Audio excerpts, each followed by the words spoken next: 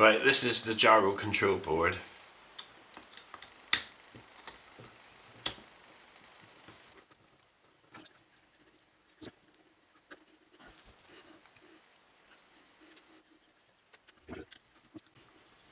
Two, three,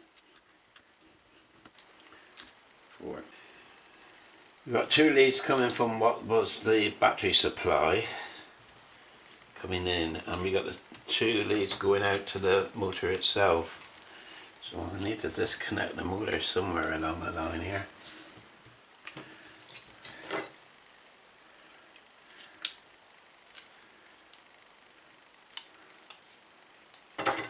That's the brass straps there were supplies to the back wheel motor. So it must come in at round the pivot of the swinging arm here somewhere. I think I'm gonna, it's like a pin holding this rear suspension unit in, so I think I might pull that, take that pin out and see if I can see any, get access. There it goes.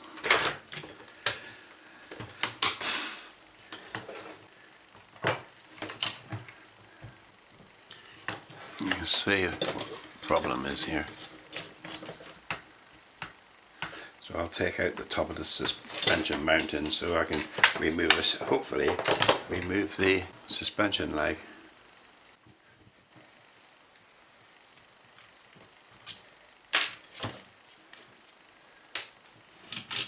There we go. And that's the suspension leg there.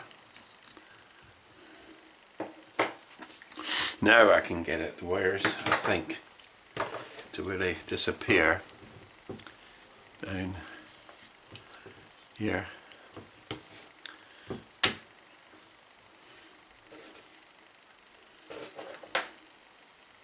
I see, I'm going to have to take the wheel off. Okay, to continue I need to take the back wheel off. So, let me just use it. Right.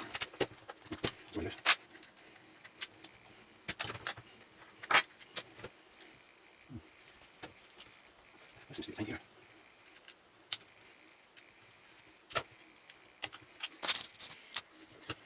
You see how this is actually attached, it'll duck slide into the swinging arm. Those are axle ducts. I'll start turning, so remove these two screws and the shoe sliding.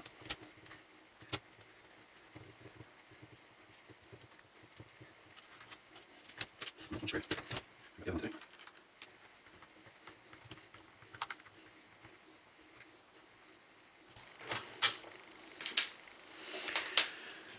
Okay, what happens now?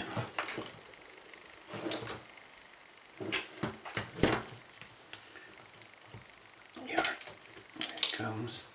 And I felt that with my finger is pulling the connectors out here. If I zoom out, the connectors here are being pulled out. See them? That's interesting.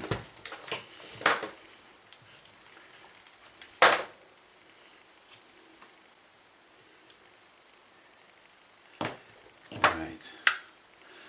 The connectors are these. At least I can get at them, they're just simply soldered on each side.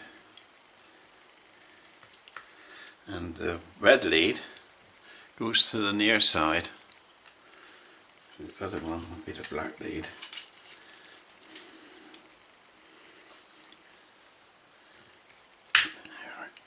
Black lead to the off side. Okay, so now we know what's what. I can unsolder those now and take out the actually I'm just simply cutting them off.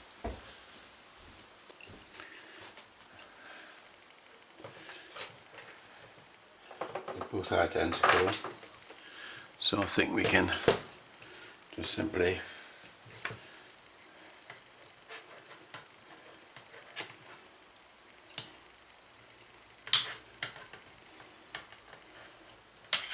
cut those two off, pull the wires through,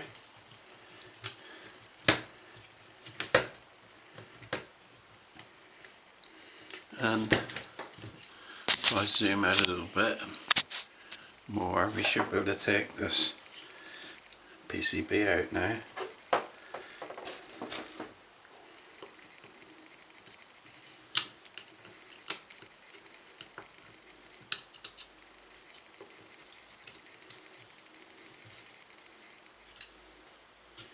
We've got the 4 leads coming in the back.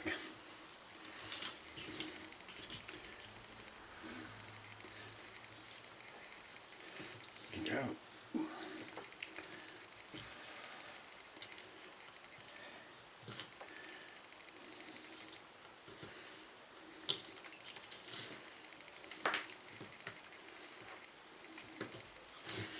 Okay, so that's the unit out.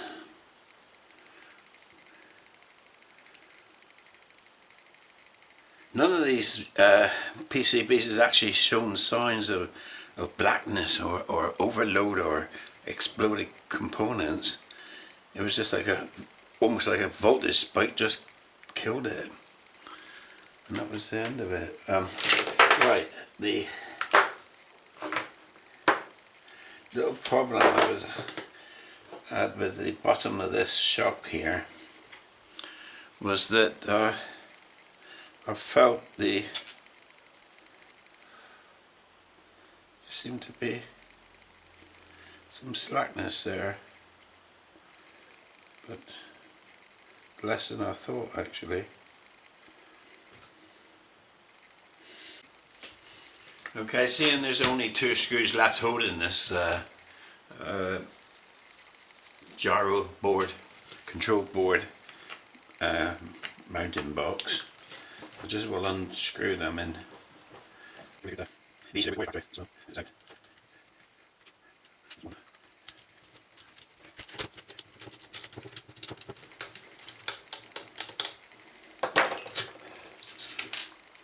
it is.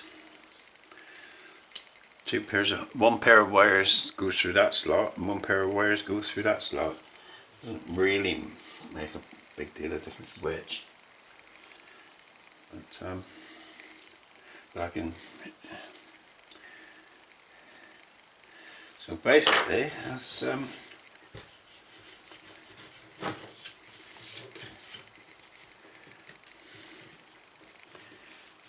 what's the state of affairs so far.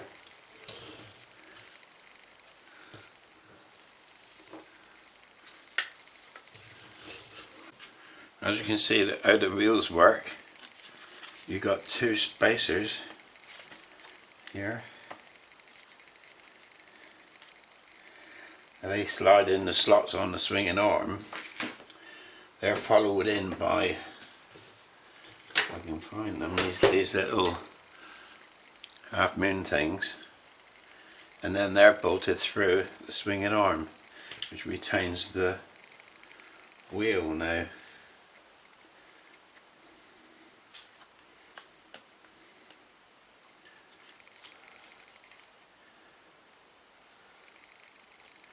There will be some means of picking up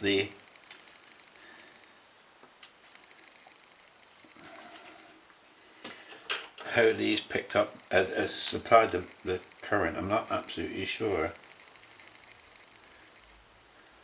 but you can see. We'll have to look at that in a bit more detail later. This is the new gyro control board underneath the microscope.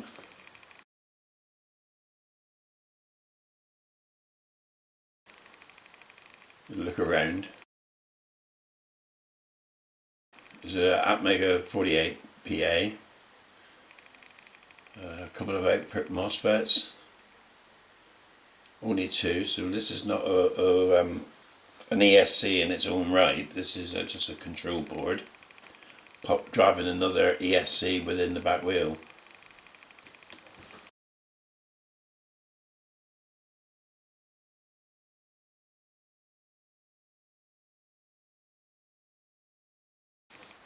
What's that? That's a LM2940, which is a low dropout 5-volt regulator.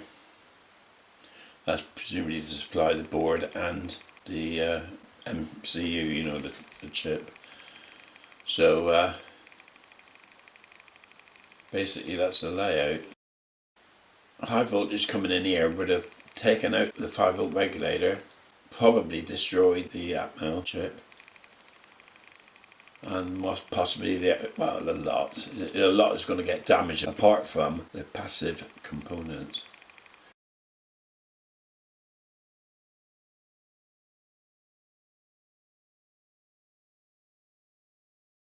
At this point, this is the old board now. I'm removing the output MOSFETs to check them.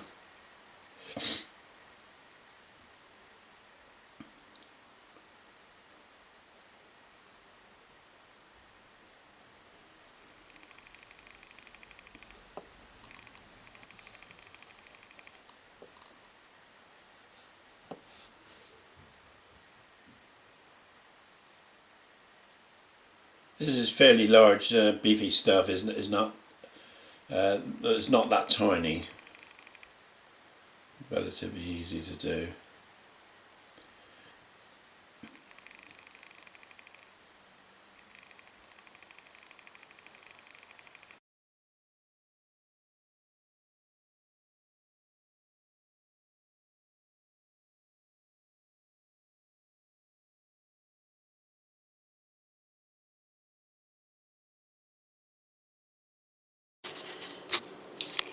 I've arranged the FETs to test them, and because they did on the ohms test, it looked like it was open circuit, at least partially open circuit. So I've taken them out of circuit, unsoldered them, I put them in this little tiny Chinese tester here. So we'll plug it in and see what happens. In fact, you might see better if I aim this at the screen here. Right. So if I'll press the button.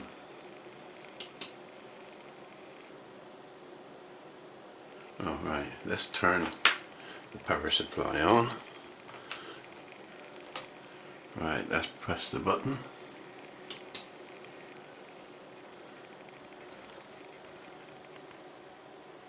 That looks like one junction, so that one's knackered.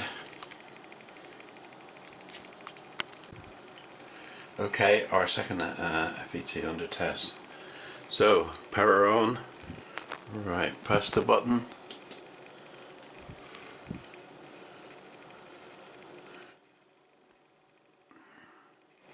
One, 2 and 3 equals gate, source and drain. And the diode between 2 and 3, so he looks as if he's intact. So it blew one side. So I need one, so I just will replace both.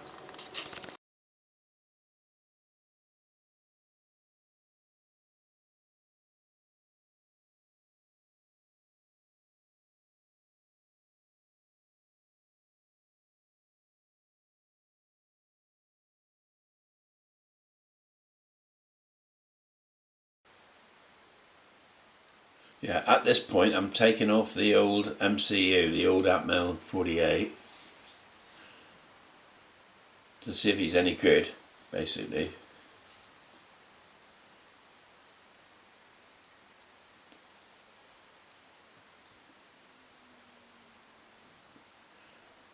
What I actually used there was low temperature solder, which helps to remove the IC and keep the maximum temperature as low as possible, do the least amount of impact to the board and the component as well.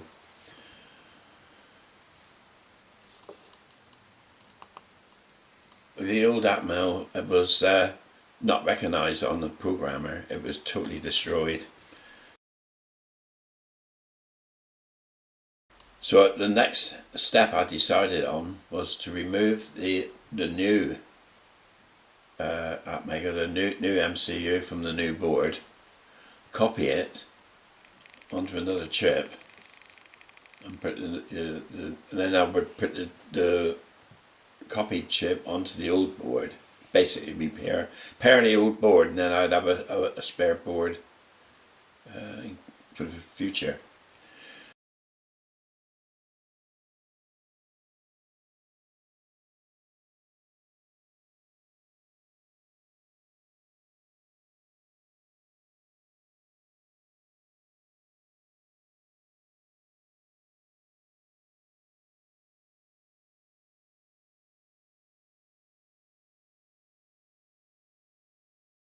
So this is MCU on the new board coming off. This is a case of the low temperature solder trick again.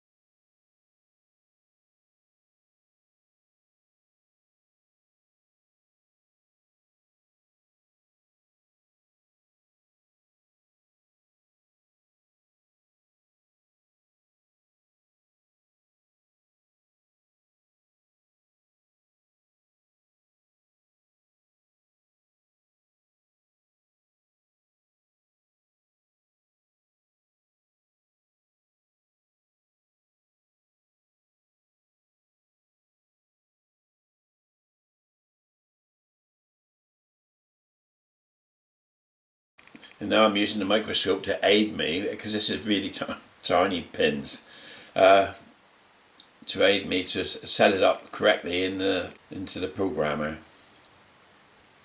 It's quite small.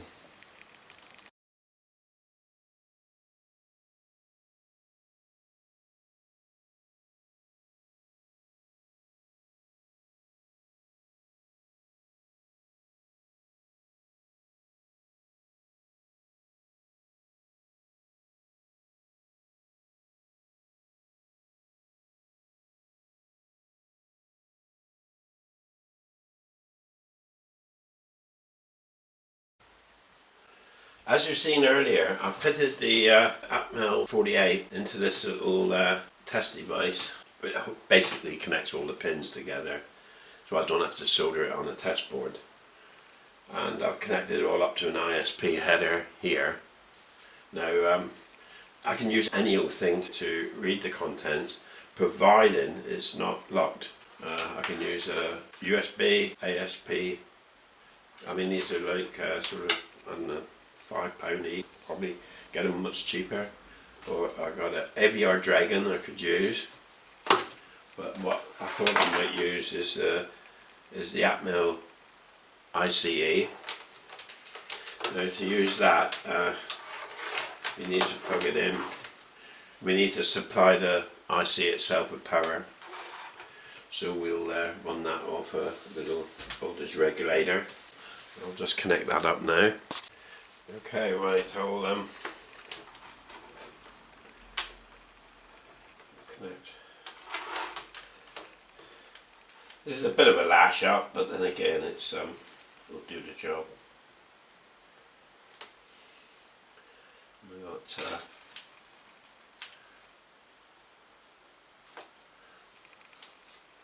the voltage regulator supplying the board when or the IC in when I plug the battery in.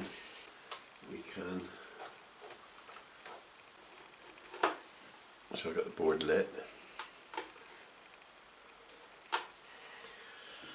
The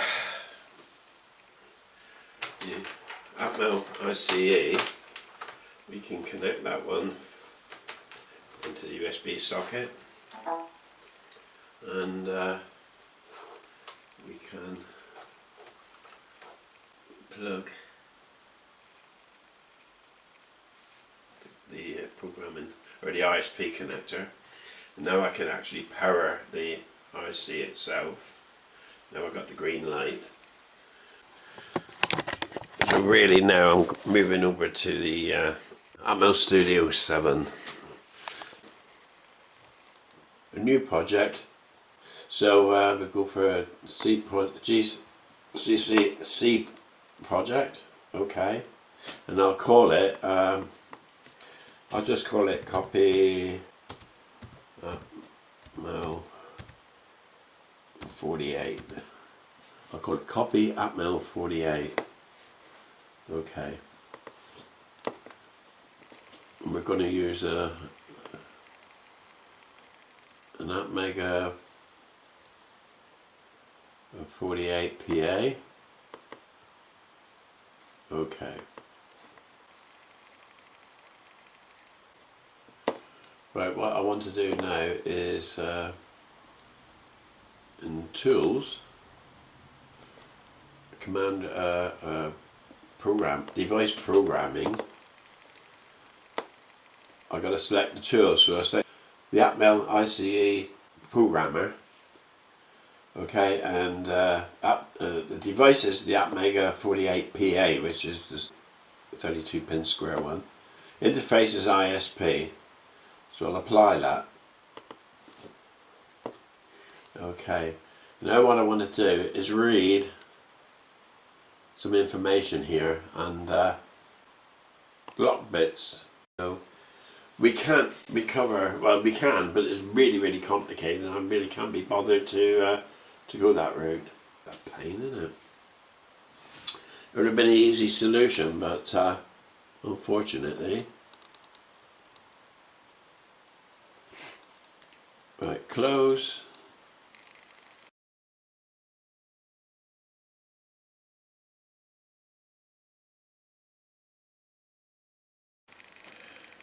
And when the lock bit is set, there's no way that you can recover the data. It won't throw a fault, but it'll just copy 0.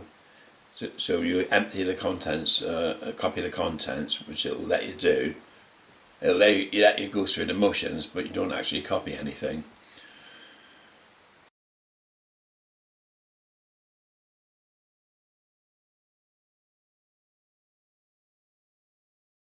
The only way you can use that chip again is clear the entire memory, which you can do.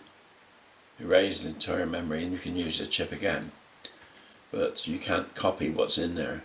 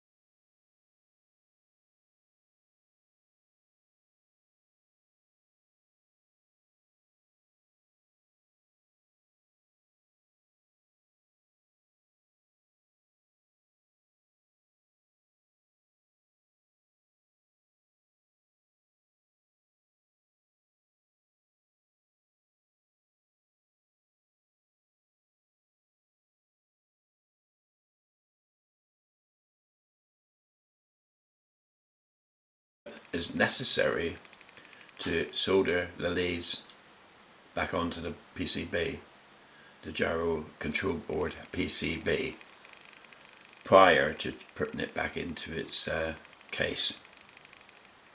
Because you've got to feed the wires out through the case, and it's like right angle bends